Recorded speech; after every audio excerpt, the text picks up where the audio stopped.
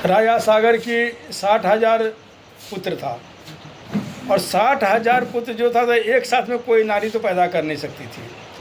राजा सागर को कोई संतान नहीं था। उन्होंने एक महात्मा के पास गया, तो महात्मा ने बोला एक रानी का एक बेटा होगा और एक रानी का ये फल खाने से 60,000 बेटा होएगा। तो बड़ी वाली बोलती नहीं नहीं, मैं ये फल नहीं खाऊंगा। वो 60,000 पुत्र छोटी वाली को दे दिया। छोटी वाली ने 9 महीने के बाद में एक पिंड को जन्म दिया। अंडा समझता ना, जिसको अंडा बोलते हैं आजकल में, वो पिंड को जन्म दिया। पिंड को जन्म दिया तो उनको पंडित जी को जा कर के बोला, जो पंडित जी ये तो ऐसा ऐसा हुआ, अंडा जैसा हुआ, मतलब अंडाकार पिंड है। पंडित जी ने बोला कि एक काम करो, वो पिंड को आराम से सुरक्षित स्थान पर मत रख दो, कुछ मत करना उसको। कुछ समय बीतने के बाद जब वो अंडा फटी, पिंड फूटा, तो 60,000 बच्चा निकला।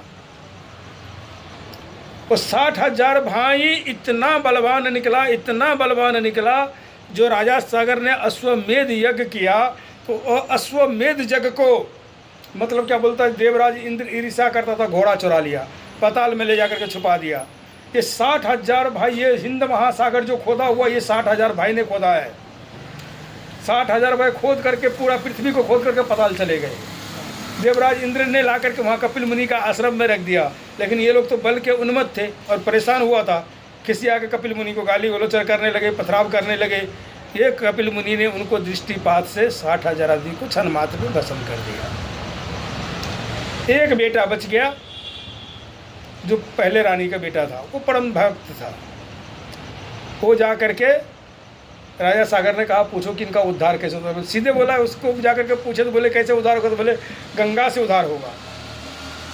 गंगा से उद्धार होगा तो गंगा आएगी कैसे, ये उन्होंने पूछा नहीं। इसके लिए 4 पीढ़ी तब करते करते मर गए, तब भागीरथी आए थे।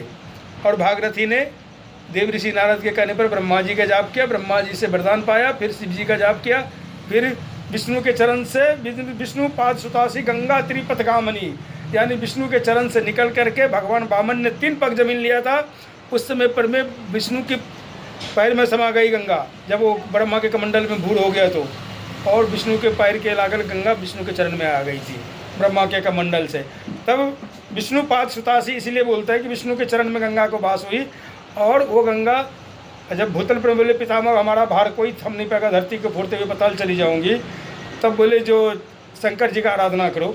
तो शंकर जी का आराधना किया, तो शंकर जी ने जटा पर रोका, तो जटा शंकरी नाम परिय त्रिभुवन तारण आई, भजमन रामचरण सुखदाई, यानी गंगा इस विधि से आई और 60,000 भाई को उद्धार किया गया था।